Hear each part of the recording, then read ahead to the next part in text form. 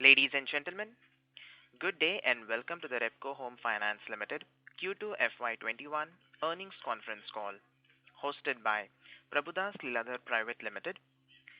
As a reminder, all participant lines will be in the listen-only mode, and there will be an opportunity for you to ask questions after the presentation concludes. Should you need assistance during the conference call, please signal an operator by pressing star then zero on your touchtone phone. Please note that this conference is being recorded. I now hand the conference over to Ms. Shweta Daptardar from Prabhudas Lilladher Private Limited. Thank you, and over to you, ma'am. Thank you, Faizan.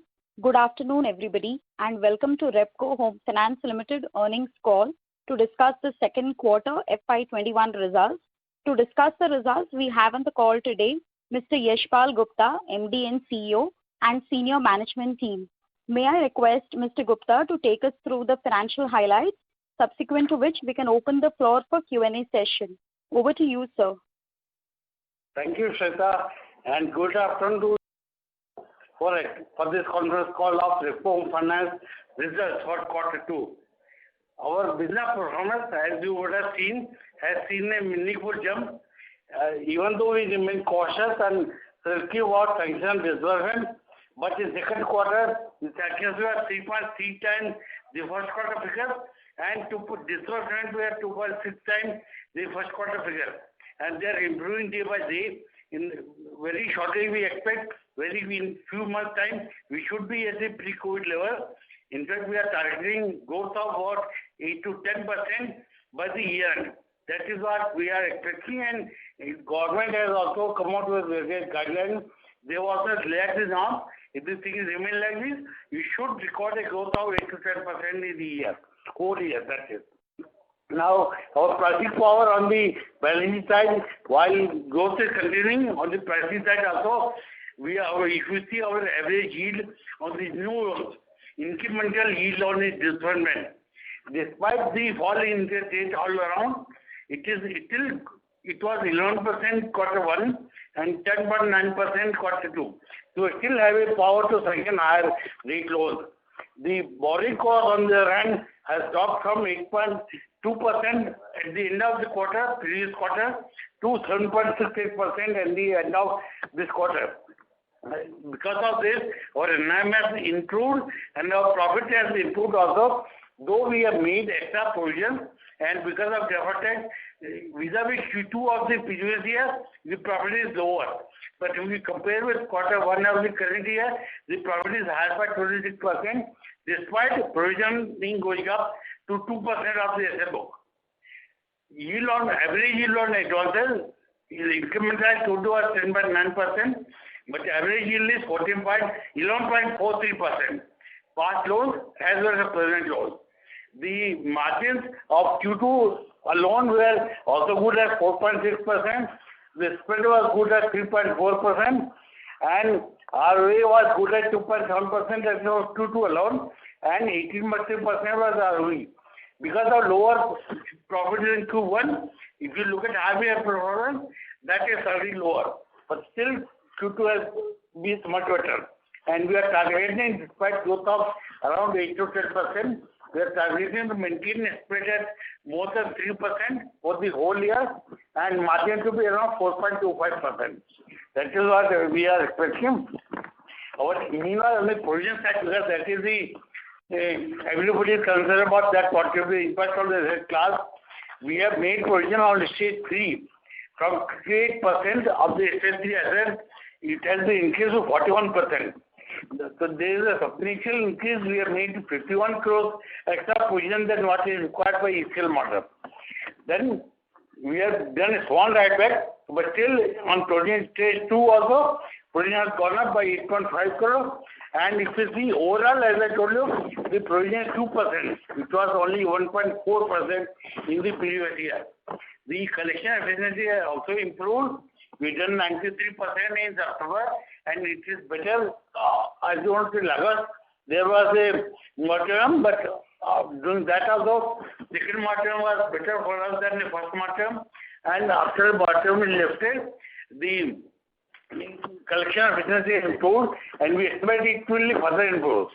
And the one interesting result that we found, that if you ask us that how many accounts have not paid any amount from March to September, it was 6,700 accounts in August, which is down to only 4,700 accounts. Amount-wise, it was 1,045 crores, down to 765 crores, and out of the 765 also, 385 are our NPA accounts. So fresh OD accounts are under control. We hope that the collection efficiency will further improve, and December NPS will be equal to or lower than the September NPS. Year on year, we registered 5% growth, but as we told, this year we are planning higher growth. Another reason which is coming in the way of higher growth is aggressive takeover by banks. Last year the rate was, this year around, it was 9% or so. This year it's about 12%. Because commercial banks are very aggressive, both private sector and public sector, in taking over retail loans.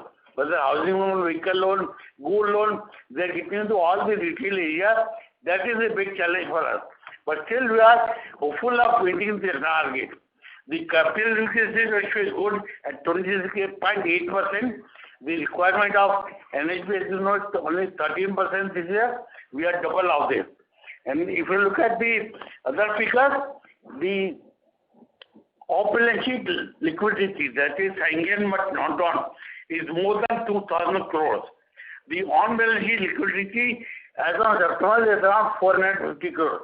So we don't have any problem with liquidity. That is a good thing for us. Materials are better. I feel now I'll tell you some figures. The total income was 685 crores, up by 4% from the previous quarter H1. The spread is 3.3, margin is 4.5. The PAT is 144.8. ROE is 2.4, that is over 6.1. And ROE is 16.7%. Now I'll leave the floor open for you to ask any questions. Thank you very much. We will now begin the question and answer session. Anyone who wishes to ask a question may press star and 1 on their touchtone telephone. If you wish to remove yourself from the question queue, you may press star and 2. Participants are requested to use handsets while asking a question. Ladies and gentlemen, we will wait for a moment while the question queue assembles.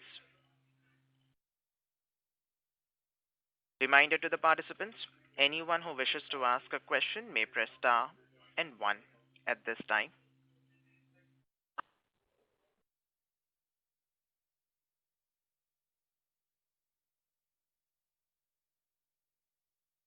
The first question is from the line of Rahul Jain from Credence Wealth. Please go ahead. Hello. Yes. Thanks for the opportunity. So first question with regards to the gross NPA, you did mention for, if I'm right, for December you said that you guided that the December NPA should be either lower or equal to September NPA, right? Yes. Yes. Oh. So for the full year, you continue to maintain our guidance at around 4% GNPA for the current year FY21. Maybe 0.1 or 2% here and there, but around 4%, yes. Sure. And sir, with regards to business growth, how has been the growth in terms of, the sanctions and the disbursements going on? How do you look forward for next 6 to 12 months to come now that probably some kind of pain is over and I understand markets have opened up, most of the sectors are opening up. So where do we stand today in terms of growth and how do we perceive growth coming in next 6 to 12 months and also considering the competition? See, for us, while sanctions are important, but we might have disbursement, but ultimately sanctions is no value if we can't disburse. And generally in our case, if it happens within 3 or 6 months. So if we look at the disbursement figures, last year we did 2,700 crores. 2,700 crores, that is about 225 crores per month. Previous year we did 3,000 crores, that is 250 crores per month average. Last year because March month we could not do much business. otherwise we would have crossed 3,000. Now this year in Q1, we could do only 160 crore. And obviously, because Q1, as you know, the first month or first 1.5 months are almost washed out. After that also, the work was slow. So first one we could do, the first quarter rather, we could do only 160 crore. Second quarter we done 480 crore. That is 3 times the disbursement that we did in Q1. But still 480 is nowhere near our average run rate of 250 or so. So we expect that Q3 things are going well so far. We expect that we should attain the run rate of 225 to 250. We are targeting around 800, but I expect minimum 700 we should do. So around 700 to 800 is, of course, there is a big caveat, subject to COVID to not going. So we expect around 700 to 800 to happen Q3. And Q4 is generally good. And the Q3 is okay, and we are able to do 700, 800. Q4 we should do around 900 to 1,000. That is what we are expecting. But of course, it depends on so many factors. But I will say Q3 around 700 to 800 crore, Q4 around 900 crore. That is what we are targeting. Sure. And sir, with regards to the incremental cost of borrowing, is the incremental cost of borrowing going up for us? No, as of now it has come down. I know last 1 month the rupee GSI rate has gone down, but mostly, as you know, our borrowing is from bank, commercial bank. So actually what has happened is their annual reset based on MCLR. So MCLR changed in April, May. Some banks have passed on their rate, some banks have not passed on. So, but September, many banks have passed on. So actually our cost has gone, as I told you, June was on 8.2 weighted average. In September, it is 7.68. So right now, it is not going up. No, I was talking about the incremental. What I observed from your presentation is the incremental cost of borrowing has been going up for last 3 months or so, July, August, and September. So which month is it? It is not so. The incremental borrowing cost is a function of the instrument choice you make. So you should not take that very seriously. Okay, sure. So in principle, our cost of borrowing is going down, right? It is going down, but obviously, we don't expect it will go down further because already inflation high, the GSI rates are going up. This may remain stable as that change. Sure. Thank you so much, sir. Thank you so much. Thank you. The next question is from the line of Manish Agarwal from Phillip Capital. Please go ahead.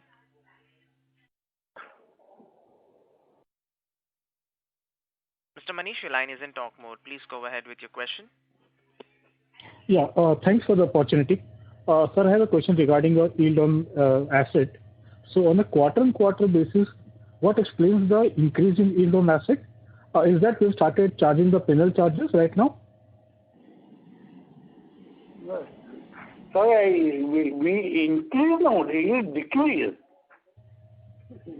No, because your reported number for the quarter is 11.4 and for Q1 it was 11.29. No, you are taking up threshold or the overall average? No, overall average yield on asset, which you report in your presentation. So there is an increase on a quarter-on-quarter basis. What explains that? Just 1 minute. Page number 22. Yeah, that is because what has happened is this is almost flat number 11.37 and 11.43. But actually what has happened is, as I told you, the take-overs are very high. So obviously our good customers who are at a lower rate to us at 9.5%, 10%, they are going to banks because they are getting even lower rate, 7.5%, 8% or 7%. So because of that low cost, the yield advances have gone away because of pre-paying, and because of that it has gone down. And also, Sir, My question was not regarding your yield coming down. My question was between Q1 and Q2, your yield on asset, reported asset, has increased. Why it is increased? Yeah, I'm answering that only because the low yield assets have gone away. So obviously average will go up. Because what has happened is about in these 3 months, about 400 crores of takeovers have happened, 380 or so. Have takeovers have happened. Most of them have low yield advances. So low yield advances have gone down, and because of that, the overall yield has gone up. And have you started, levying the penal charges? Because that was not what we were doing during moratorium period. That is correct, but penal charges we have not levying because there were not default assets. But we have started, yes. After that, we have started levying after August. Yeah, and second related question was on cost of fund. Sir, if I look at your presentation, page number 22, and compare that with page number 11, so your reported cost of fund in page number 22 still remains at 8.2, which is same as Q1, whereas in page number 11 you have mentioned weighted average cost of 7.7. How should we read both the numbers? Manish, the cost of funds for the quarter is 8.15, rounded up to 8.2, and it includes everything from the interest rate to... See, basically what happens is, Manish, that is the average cost. And if it goes down, 7.68 is the cost as on 30th September. And that is cost for the quarter. Have you understood? Yeah, so that means the impact of declining cost of fund is yet to be seen in your overall cost. Can we expect the overall cost of fund to come down in Q3 and Q4 materially? Yeah. The overall cost of fund, I told you, we don't expect it to go down substantially, maybe 10% here and there, but we don't expect it further. That action will happen. Okay, finally, last question from my side. What is your expectation about restructuring? No, before that, I also like to tell you one thing, that because the cost of funds in September have gone down, we also reduced our MLR. So the direction interest we have passed on to customers to large extent. So while the average cost of funds in Q3 will further go down, at the same time yield will also expected to go down. Now coming to this thing, we don't expect, and though we have got a scheme approved by a board because we have an enabling provision if customers approach us. But so far, based on the feedback that we received, we don't expect it to be at all restricting, but at present, if it happens, it will not exceed 200 million crore. But we don't expect it to happen at all. Thank you for this. That's all from my side. Thank you. The next question is from the line of Ritika Dua from Elara Capital. Please go ahead. Ritika. Yeah, thanks for the opportunity. Yeah, am I audible? Yes, you're audible. Yes. Yeah, thanks. Yeah, so thank you for the opportunity. Some part of the questions have been answered regarding the yields. If you could also, sir, just carrying on with the previous one, share your incremental yields on home loan and LAP. That will be helpful. And what is now today your connected to this again? What is your yield separately for a salaried and a self-employed customer? And given that you continue to be on your strategy to focus on quality, could you just share that how are the rejection rates panning out maybe now versus maybe I think a year back? Okay, first of all, Bala will tell about incremental yield. So for home loan in Q2 it was 10.39%. For home equity it was 13.22%. Versus 10.46 in Q1 and 13.15 for LAP in Q1. Now, of the salary and non-salary, we will not have the data for every rate, but there is a premium of salary how much? generally we charge a 1% this premium to non-salaried customers vis-a-vis salaried. If everything else is same. Sometimes we negotiate also, but generally difference is around 1%. Now, the third part you asked, what is question about third part? So the third question was on your strategy to focus more on quality growth. So how have the rejection rates moved? See, there are two parts to your answer question. I'll answer that in two parts. One is that what happens in rejection is because we are focusing on quality. That is why how do we focus on quality? We have put a minimum cut-off mark rating. We have put a minimum civil score. We have put a restriction on the cap on the income assessment. So branches do not now source the proposal. Earlier they were sourcing, now they don't source. So decision rate has not increased as such. But those proposals are not coming as such because they know that if they source the proposal, that will not be sanctioned.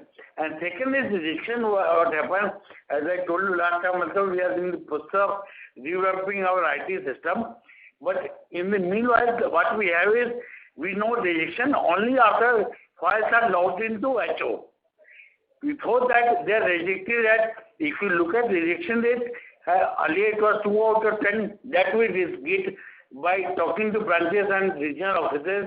Earlier it was 2 out of 10, now they reject at their level 3 out of 10. But again, that data is informal data because formally we reject only after it goes to head office. That has not changed because they are not logging those files. Once our IT systems are improved, we are able to tag the lead generation system, then probably we will be in a good position to know about this. But yes, rejection rate has gone up at the branch level because we do not encourage those customers at all. Thank you, sir. I'll come back in the queue. Thank you.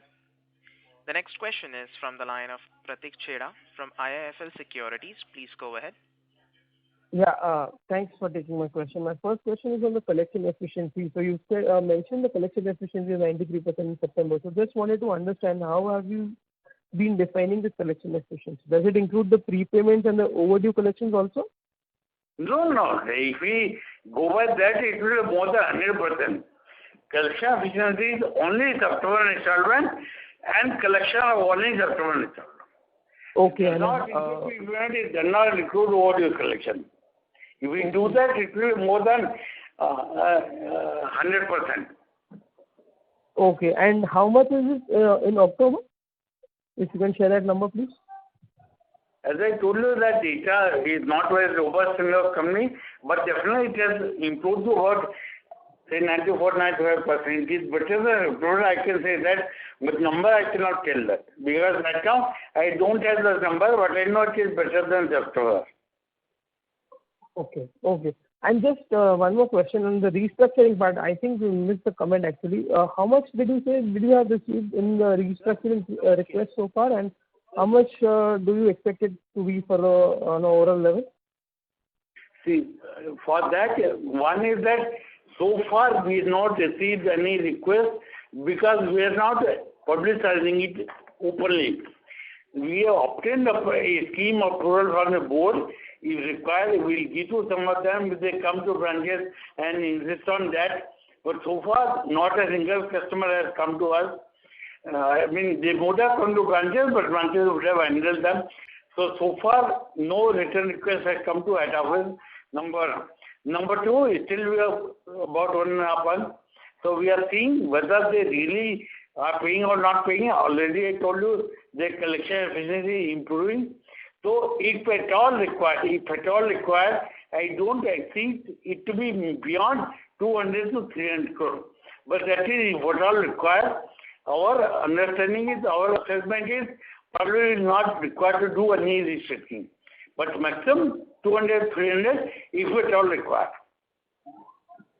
Okay. Thanks a lot. Thank you. The next question is from the line of Sanket Chheda from B&K Securities. Please go ahead. Yeah, sir. Hello. So, sir, my question was that the non-paying pool, which was about 6%, as you had updated in your last update, now where does it stand? By non-paying pool, I mean customers who have not paid even a single EMI, even in September or October. See, October data, I told you, unfortunately, I don't have, but it was 765 crores in September. Some would have paid in October, but out of 765, 385 were issued 3 on NPA. So actually, if you reduce that, non-paying pool was less than 300 crores in September. But October data I don't have, so I cannot say about that, but it will have improved somewhat. Okay. And sir, how do we see growth in maybe coming quarters? This quarter, we were about 65% of pre-COVID level in terms of disbursement. But going ahead, when do we see growth coming back meaningfully, and any guidance that you would like to give for the FY21 or FY22? 22 is far up, but as told some time back, that we had done 160 crores disbursement Q1, 418 Q2, Q3 we expect about 700 to 800, which if it happens will be higher than last year, and Q4 will be close to 900 crores. And we are looking for a growth of 8 to 10%, but the challenge we are facing in that commercial banks are very aggressive in taking over the loans. So while it disburses, but growth is very slow because they are taking about 12% prepayment and 8% normal repayment. So if we 20% is only maintaining the book.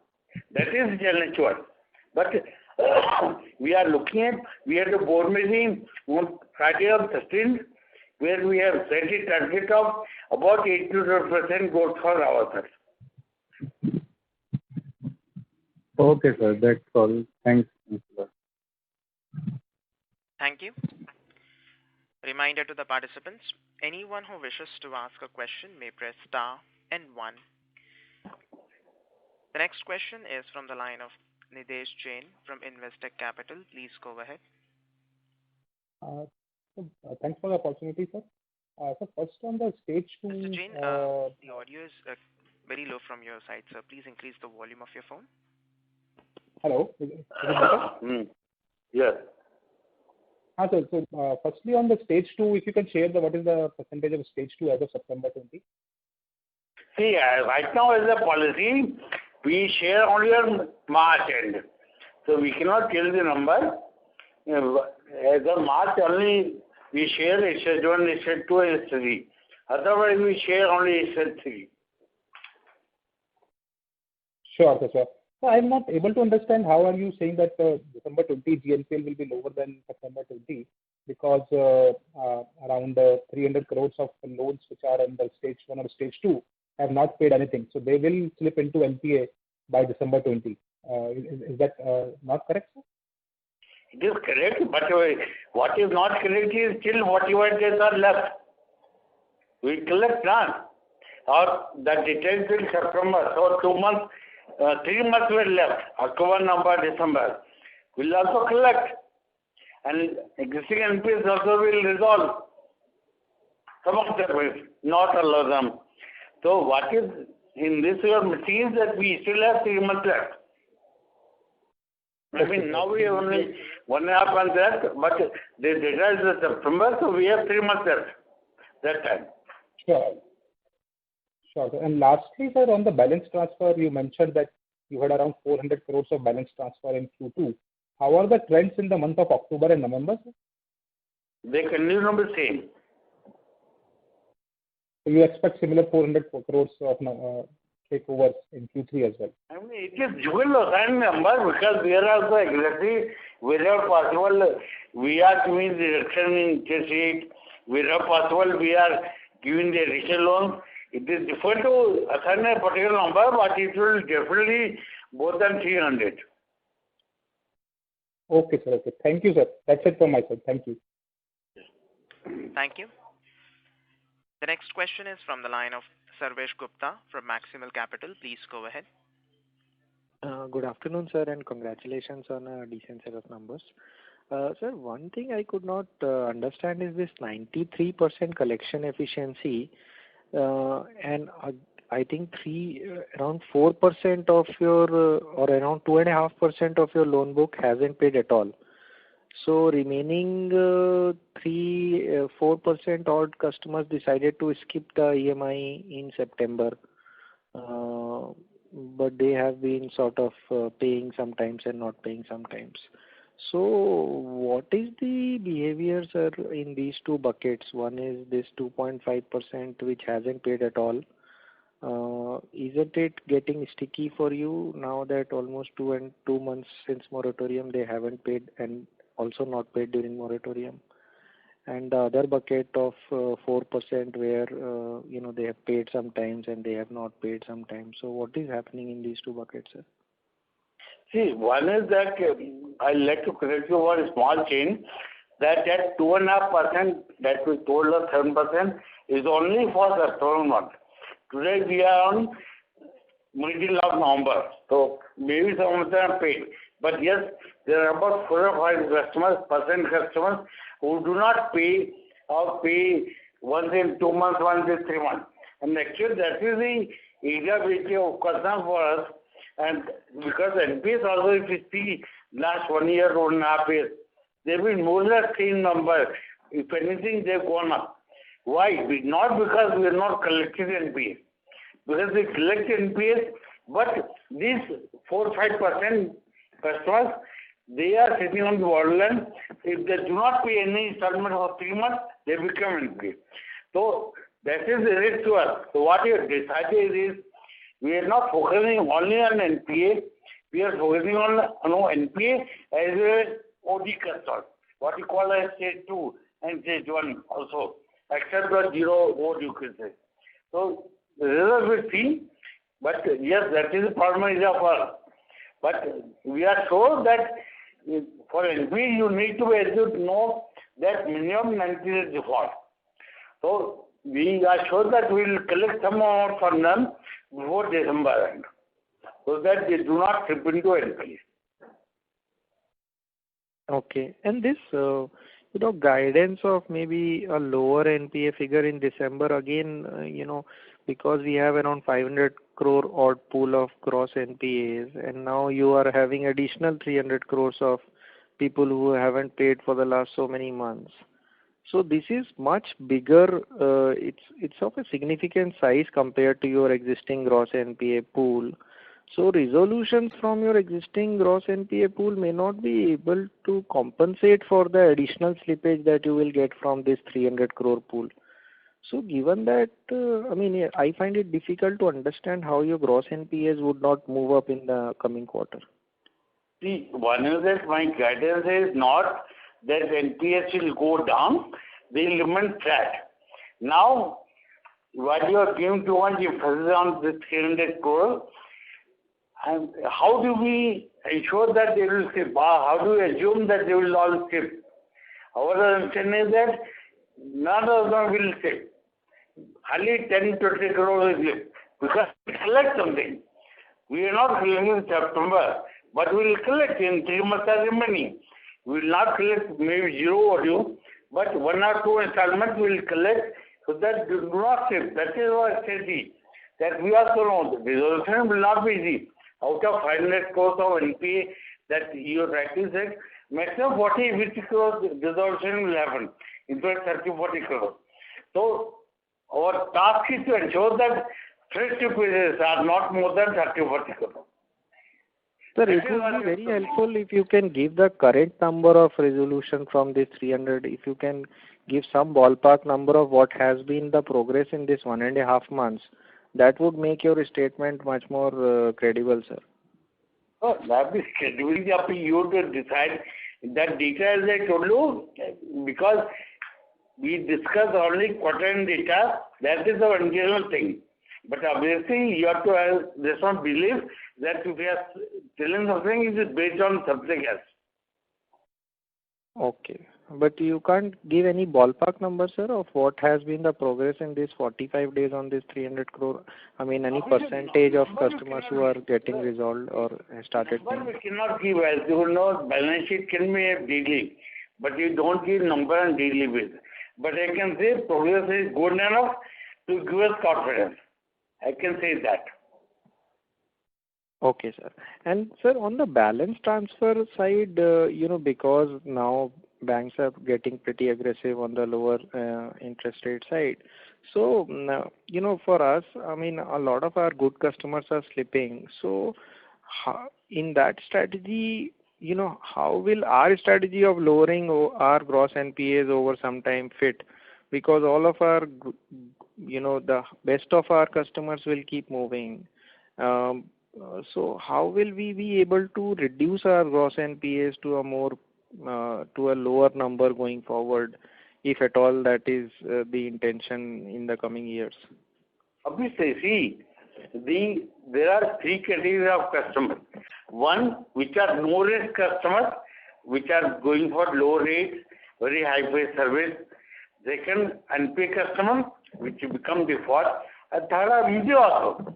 While they not all the documents, they may be informal sector or cash salary segment or smaller job. They are happy to pay us till 10, 11, 12%. They want loan, but we know that they are paying. So it is not to do alone that low interest customer will not default, high interest customer will default. No. Despite that, if you see, most of our customers are non-salary customers. Even the NPAs are only 4%. It means 96% are paying. Correct? So it does not mean that the informal sector customer will definitely default. If that was so, no housing finance company will survive. Because they are our bread and butter.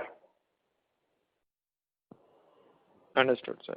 And in the coming 2 quarters, will it be okay to assume that your COVID provisions of 51 crore that you have made is over, and now for the coming 2 quarters onward, now there will be a normal provisioning only given our gross NPA guidance, and hence our ROA number would be normalized in Q3 and Q4 and going forward?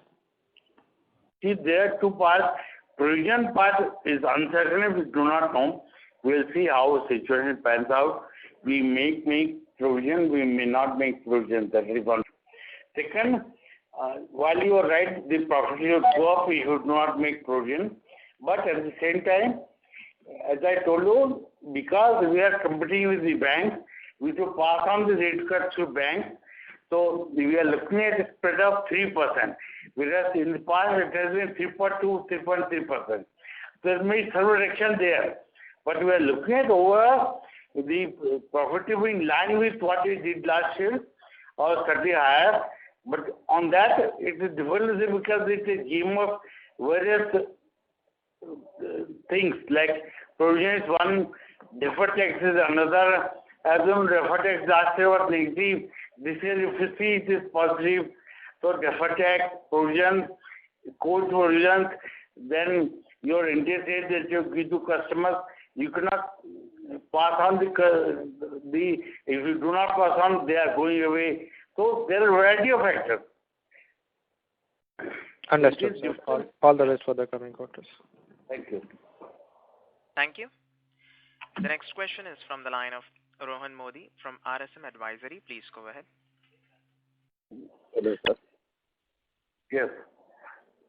Sir, my question is, your equity is compounded at around 18-19% rate. Return on equity is 18-19%, and your loan book is growing like 8-10%. So in the next few years, if your loan book is grow at a smaller rate, you can consider buyback on your equity. So your gear ratio should be maintained around 5 and 6. See, that is something which is too early to talk, because you also say in the coming year. Who knows, our coming years, economy will pick up, commercial banks may become less aggressive, and our book growth will be higher again, back to 20-25%. All these are conjectures, so I will not like to comment on that. We will see as the things pan out. Okay. So my second question is, our competitive advantage is in a non-salary segment. Like we are good at assessing the credit of non-salary people. So why are we are moving towards salary class people? Because see, most of them salary class people, one, let me tell you, they are not fully salary class. More than 50% of their income is from salary, and they have other sources of income like they do tuition, they do mechanic job, and most of them salaries are not very high-fi job. Some of them are, but most of them are, say, for example, somebody will drive somewhere, somebody will be employed in a shop or a small factory, they will be getting 20,000, 25,000. So they are salaries, but not in that sense, number one. Number two is that what has happened in last 3 years, as you know, NPS have started going up. And non-salary class, once they lose business, it is very difficult for them to pay. We found that our risk was high. It is not that we are not giving to non-salary. Even today, if you see, non-salary is 51.8 and salary is 48. Only our board decided that we should rebalance the portfolio. It used to be as high as 65-35. Now we are saying that 50-50 is what is our target. So it is not that we are not giving, but we are giving more to salary, you can say. But salary also, as I told you, not high-fied. Okay, sir. Thank you. That's all. Thank you. Reminder to the participants, anyone who wishes to ask a question may press star and 1 at this time. The next question is from the line of Aviral Jain from SG India. Please go ahead. Thank you, sir. My question was again around asset quality. If you can give a breakup of what's the quantum of 90 plus, 120 plus, because a lot of things are getting lost in translation about how RBI and Supreme Court has asked banks and NBFCs to classify NPAs. But what would be our 90 plus and 120 plus position as of September 20th? And is it improving, as you've been saying that the collections are improving? So what's the quantum of improvement that you are seeing? See, as far as quantum of improvement is concerned, as you have seen, our June NPAs were lower than March, and September NPAs were lower than June, though marginally, but they are lower. And as far as time bucket is concerned, Bala, right now we don't have the data, Bala will share with you. And we have given that in the September presentation, in the June presentation, it is more or less the same. Yeah, that's what. So there was additional disclosure. I'll get in touch with you, Bala, separately to understand those figures.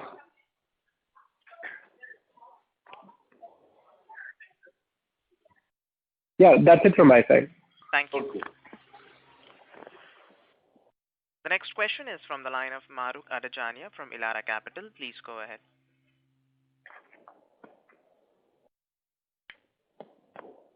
Mahrukh Adajania, your line is in talk mode. Please go ahead with your question.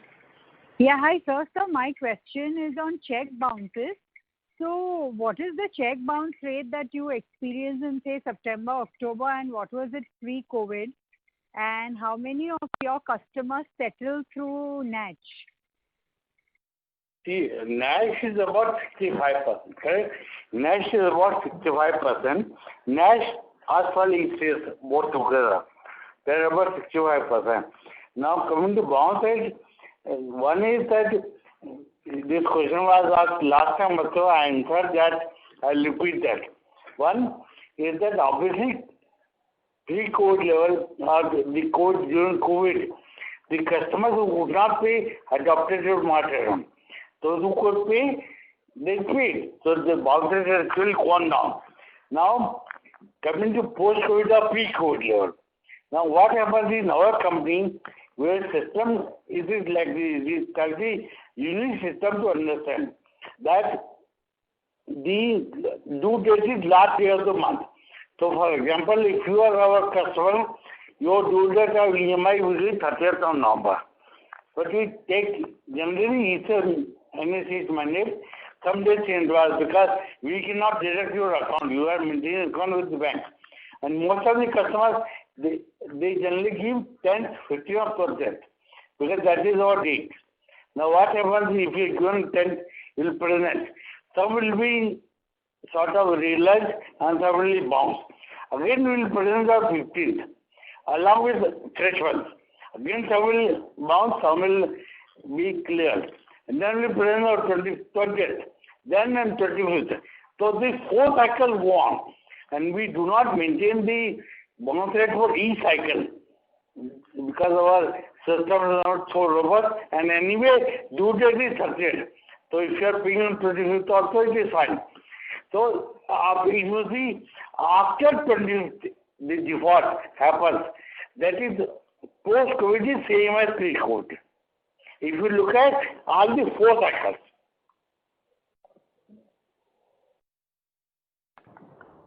Have you understood? Thank you. Thank you.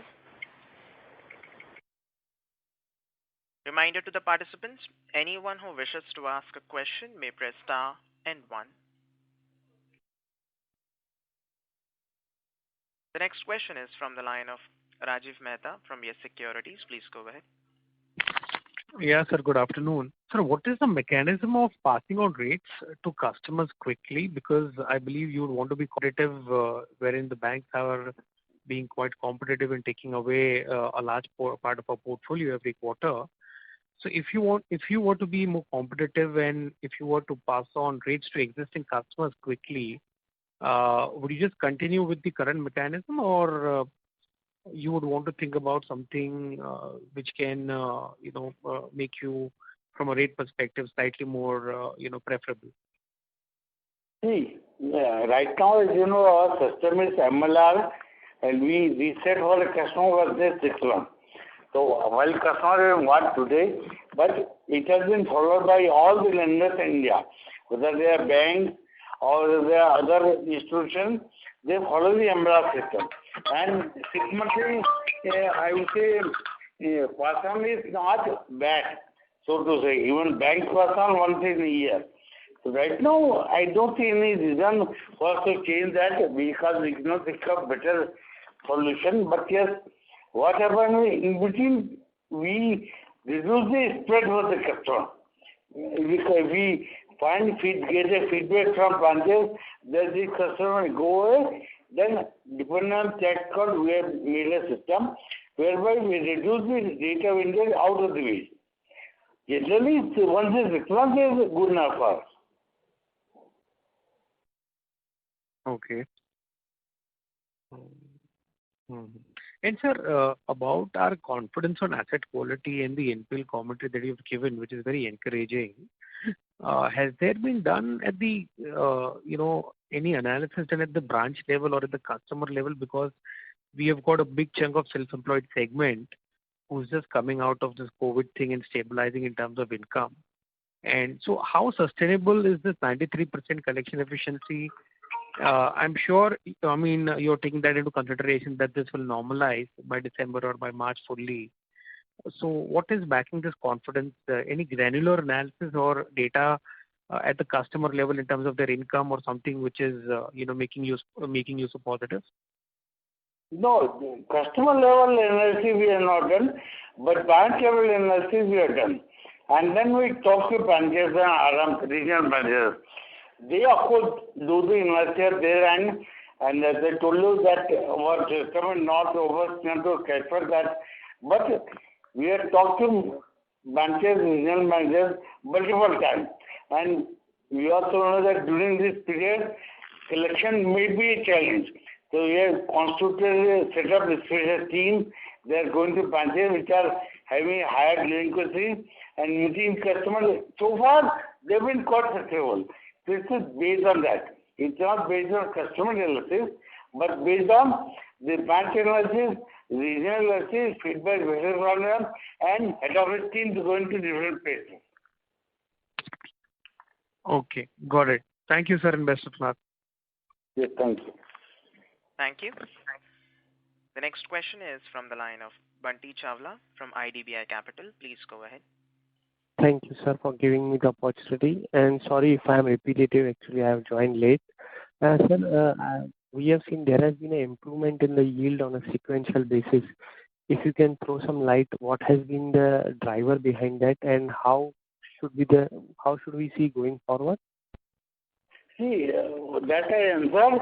That let me repeat again. What happened is the good customer, very high-paid customers whose rate of interest was lower with us, were taken over by other banks. So the average rate went up. Going forward, we see because the September or cost of funds is 7.68, but for the quarter whole it is 8.2. So Q3 cost will come down, and we have passed on the benefit to the customer by Amla. So going forward, probably yield will go down, but cost will also go down. Okay. So secondly, on the disbursement part, we have seen a strong set of disbursement improvement in the peer group, specifically housing portfolios.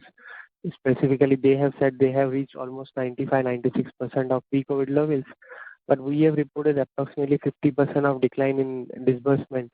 So any specific reason behind that, and how should we see going forward in second half of the year? See, if we look at 50% reduction is because of Q1 plus Q2. Q1, as we know, was almost washed out. And we started working only in later part of the May and June. And that was also not full and proper. So because of Q1, if you look at only Q2, no doubt it is lower, but it is not lower than 50%. Last year Q2 we did close to about 650 crores. This year we did 480 crores. Q1 was only 160. And before Joan, I just told that the signs are encouraging. I cannot tell you the numbers. The signs are encouraging, and for Q3, we are slightly target of 700 to 800 crores for ourselves, and Q4 900. So if that happens, that will be better than previous year of Q3 and Q4. While overall it will be still lower, but it will be better than Q3 and Q4. That is so. Disbursement have started picking up. You are right. In our company also they have picked up. If you see September also, it was quite good. Though slightly below the normal level, but it was first few months which created all these negative figures which cannot be taken back. Yes. So can you say, sir, AUM growth of 5%, which we have targeted earlier, will be maintained? In fact, we have revised our target to around 8% also. Oh, okay, sir. Thank you, and best of luck for the future. Thank you. Ladies and gentlemen, that was the last question for today. I would now like to hand the conference over to Ms. Shweta Daptardar for closing comments. Thank you, Faizan. On behalf of Prabhudas Lilladher, I would like to thank the management team of Repco Home Finance for joining us on the call today. Thank you and goodbye. Thank you. Thank you. Ladies and gentlemen, on behalf of Prabhudas Lilladher Private Limited, that concludes this conference. Thank you for joining us, and you may now disconnect your line.